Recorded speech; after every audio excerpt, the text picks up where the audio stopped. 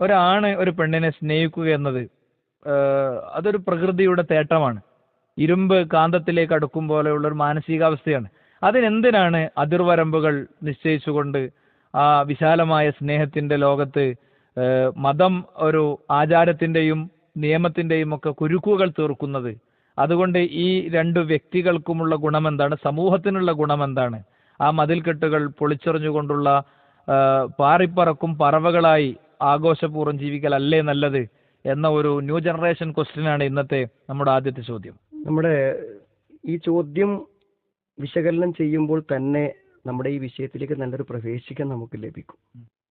വിവാഹിതരല്ലാത്ത ഒരാണും പെണ്ണും തമ്മിൽ ഫ്രണ്ട്ഷിപ്പ് ഉണ്ടാക്കുക എന്ന് പറയുമ്പോൾ നമുക്കൊന്നും തോന്നൂല. എന്നാൽ ഇതേ സമയം അവിടെ മാത്രമല്ല ഫ്രണ്ട്ഷിപ്പ് നടക്കുന്നത്. നല്ലൊരു കുടുംബിനിയായിട്ട് ഒരു സ്ത്രീ കഴിഞ്ഞു കൂടുമ്പോൾ കുട്ടികളും മക്കളും ഭർത്താവും ഒക്കെ ഉള്ള ഒരു സ്ത്രീയുമായിട്ട് പുറത്തുനിന്ന് ഒരാൾക്ക് വന്നിട്ട് ഒരു ഫ്രണ്ട്ഷിപ്പ് ഉണ്ടാക്കാൻ തടസ്സം. ഫ്രണ്ട്ഷിപ്പ് എന്ന് പറയുമ്പോൾ എന്ത് ചെയ്യണം? നമ്മളൊരു വിവാഹത്തിന് മുമ്പുള്ള ആണിനും പെണ്ണിനെ ഫ്രണ്ട്ഷിപ്പ് പറ്റുള്ളൂ എന്ന് പറയേണ്ട ആവശ്യമില്ലല്ലോ. ഇവിടെ ഫ്രണ്ട്ഷിപ്പ് അല്ല പ്രശ്നം. ഫ്രണ്ട്ഷിപ്പ് എന്ന് പറയുമ്പോൾ അത് സ്വാഭാവികമായും തൻ്റെ പ്രായത്തിലുള്ള ഒരു പെൺകുട്ടിക്ക് തൻ്റെ പ്രായത്തിലുള്ള ഒരു പെൺകുട്ടിയോടാവാം, ഒരു ആൺകുട്ടിക്ക് ഒരു ആൺകുട്ടിയോടാകാം. ആ ഫ്രണ്ട്ഷിപ്പ് ഏറ്റവും പ്രോത്സാഹനകരവും പുണ്യകരവുമായി തന്നെയാണ് പഠിപ്പിക്കപ്പെടുന്നത്. നല്ല സുഹൃത്തുക്കൾ ഏറ്റവും നല്ല വഴിയിലേക്കും നന്മയിലേക്കും നമ്മളെ നയിക്കുന്നതാണ്. പക്ഷെ ആണ് പെണ്ണ് എന്ന് പറയുമ്പോൾ അവിടെ ജീവശാസ്ത്രപരമായ ഒരു പ്രശ്നം കൂടെ ഉണ്ട്. അടുപ്പം എന്ന് പറയുമ്പോൾ ആ അടുപ്പങ്ങൾക്കുള്ളിൽ ഒരു സ്ത്രീ പുരുഷൻ എന്ന നിലക്കുള്ള ഒരു അന്തരം ജീവശാസ്ത്രപരമായി പ്രകൃതിയിൽ എല്ലാ ജീവജാലങ്ങളെ പോലെയുമുള്ള ഒരു അടുപ്പത്തിന്റെ വശം അതിലുണ്ട്. ആ വശം ഇല്ലാതെ ആർക്കെങ്കിലും ഫ്രണ്ട്ഷിപ്പ് ഉണ്ടാക്കാൻ പറ്റൂ? സ്വാഭാവികമായും ഈ ഫ്രണ്ട്ഷിപ്പ് വളർന്ന് വളർന്ന് വന്ന അവസാനം എന്ത് ചെയ്യും?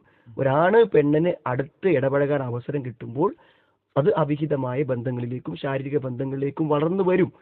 അതിന് വലിയ അന്വേഷണങ്ങളൊന്നും വേണ്ട. അതുകൊണ്ടാണല്ലോ പിന്നീട് ഇവർ വിവാഹം കഴിക്കണമെന്ന് ആവശ്യപ്പെടുന്നത്. ഈ ഫ്രണ്ട്ഷിപ്പ് അവസാനം വിവാഹത്തിലേക്ക് എത്തുകയാണ് ചെയ്യുന്നത്. ആണും പെണ്ണും തമ്മിലുള്ള ഒരു ഫ്രണ്ട്ഷിപ്പും ഇത്തരം ഒരു പരിണിതിയിലേക്ക് എത്താതെ അവസാനിക്കാത്തത് അതിന്റെ സാക്ഷാത്കാരത്തിന് വേണ്ടിയാണ്.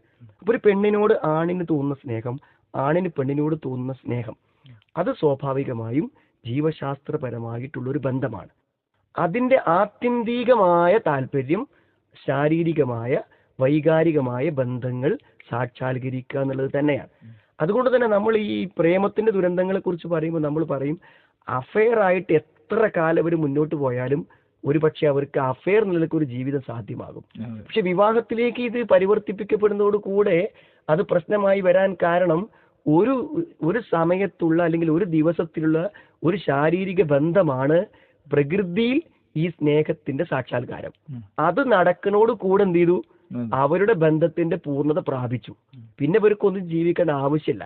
കാരണം അവര് ഈ ഒരു താല്പര്യത്തിന് അപ്പുറത്തേക്കുള്ള മറ്റൊന്നിനെ കുറിച്ചും അഫെയർ ആകുമ്പോൾ ചിന്തിച്ചിട്ടില്ല. ചിലപ്പോൾ പിന്നീട് ചിന്തിച്ചിട്ടുണ്ടാവാം.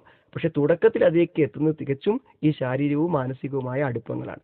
അതുകൊണ്ട് ഇതിനെ ഫ്രണ്ട്ഷിപ്പ് എന്ന് പേരിട്ടുകൊണ്ട് ഒരു തിന്മയെ തൽക്കാലം അത് പ്രവർത്തിക്കുന്നവർക്ക് ഒരു കുറ്റബോധമില്ലായിരിക്കാൻ ഒരു ന്യായം മാത്രമാണത്.